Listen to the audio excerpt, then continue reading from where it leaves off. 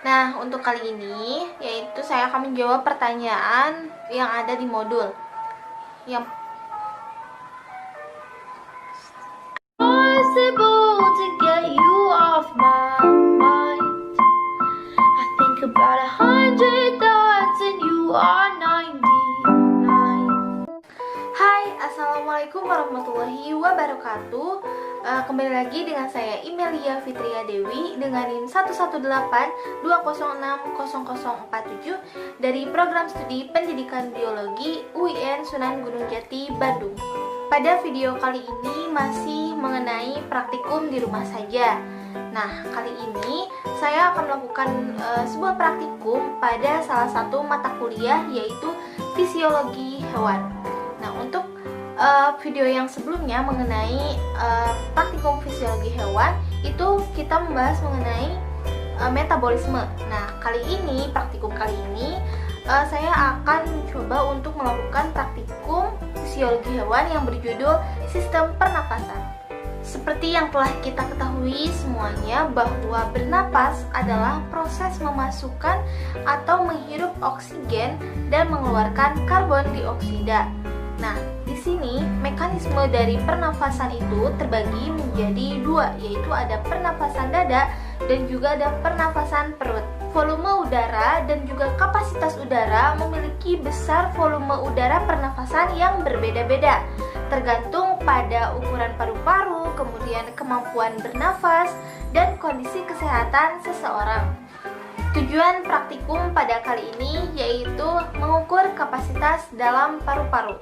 Nah, untuk alat dan bahan yang digunakan dalam praktikum kali ini yaitu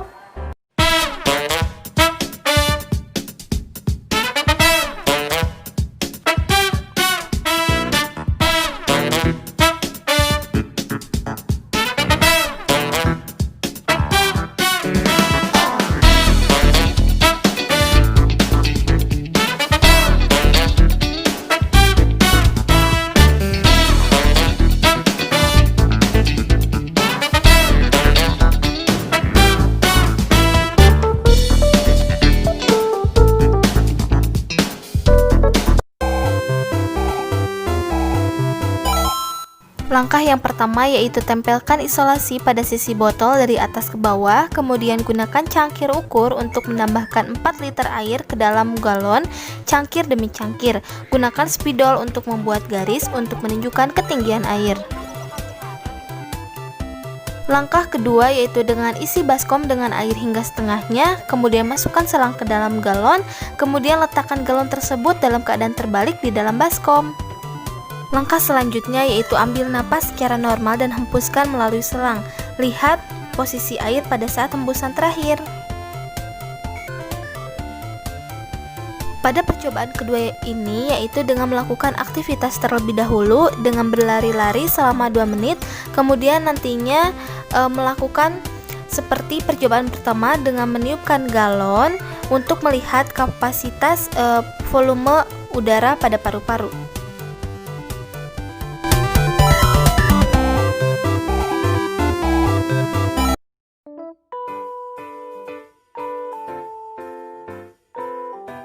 Di sini sudah terdapat tabel hasil pengamatan yang telah kita lakukan, yaitu terdapat nama Imelia Fitria Dewi, saya sendiri, kemudian tinggi badan 155 cm, berat badan 55 kg, dan untuk kapasitas paru-paru sebelum kegiatan yaitu sebesar 2000 ml dan sesudah kegiatan atau setelah melakukan lari selama 2 menit itu kapasitas paru-parunya menjadi 2500 ml. Lalu mengapa sih terjadi perubahan antara kapasitas paru-paru sebelum kegiatan juga sesudah kegiatan? Nah, pada sesudah kegiatan kapasitas paru-parunya itu lebih membesar. Kenapa sih? Jadi, ada beberapa faktor ternyata yang dapat mempengaruhi kapasitas paru-paru ini. Salah satunya yaitu ada aktivitas. Nah, juga faktor lainnya ada tinggi badan, berat badan, juga masih banyak lagi yang nantinya akan saya bahas di pertanyaan setelah ini.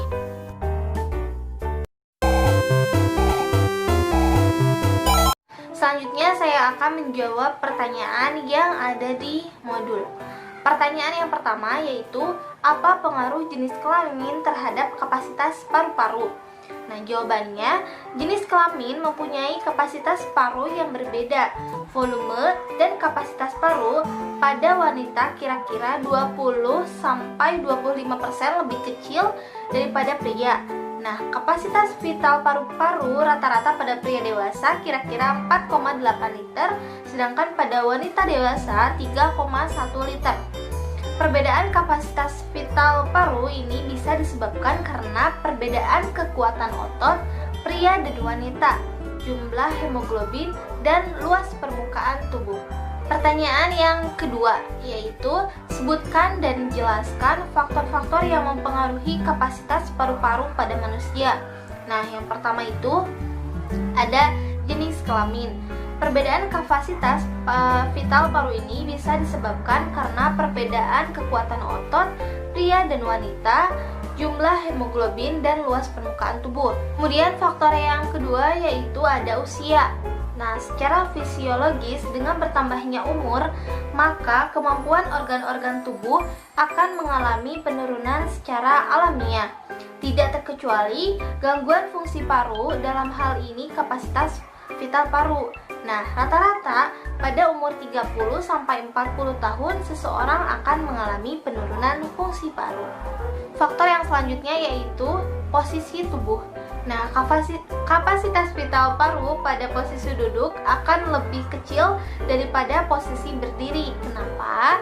Karena hal ini disebabkan oleh abdomen yang menekan ke atas melawan diafragma pada posisi duduk berbaring dan peningkatan volume darah pada posisi duduk dan berbaring yang berhubungan dengan pengecilan ruang yang tersedia untuk udara dalam paru-paru. Selanjutnya yaitu kebiasaan merokok. Nah, pada pecandu rokok, kapasitas paru-paru akan menurun. Paru-paru perokok akan menghasilkan lendir dan dalam jumlah yang banyak sehingga menghambat proses respirasi. Nah, terutama saat tidur.